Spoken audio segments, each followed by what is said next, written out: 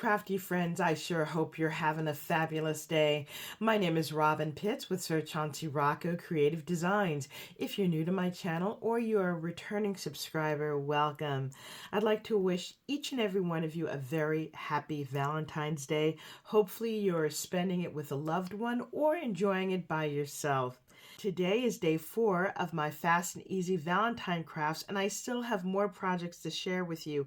Hopefully you will continue to join me for the journey as I create more fun Valentine Day projects, and many of these projects are versatile enough to use any time of the year. For today's project, I created this adorable cookie box. I used a digital file by Myscrapchick called Extra Large Heart Cookie Box. Now this box comes in a variety of themes. Here we have the Valentine's box. There are 2 different Halloween boxes, one with the pumpkin shape on the front and also a spider web. And you also have a Christmas box, which comes in a plain square and also one with a poinsettia. On my channel, I have made all of them.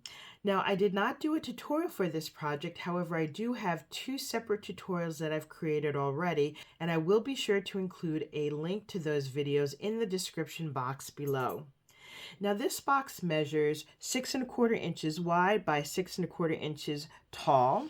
The depth is 2 inches. The paper collection that I used is by Recollections. It's called Hello Valentine, and I really enjoyed working with this paper.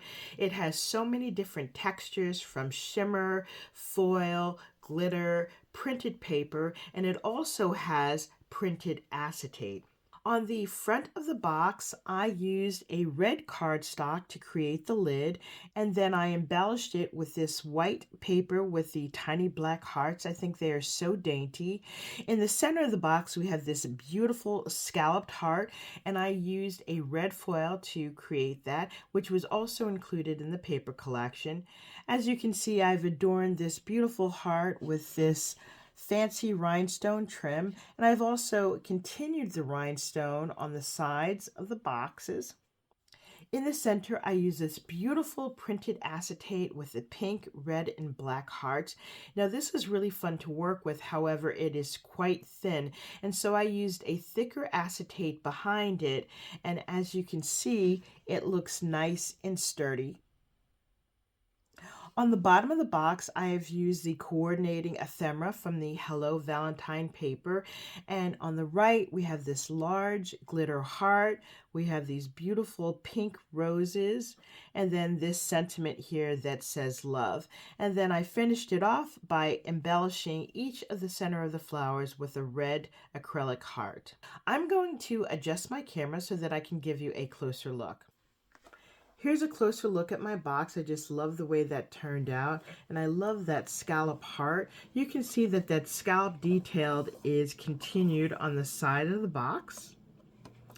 Now, to ground this box, I used a black cardstock for the base, which I think goes quite nicely with this white paper and the tiny black hearts.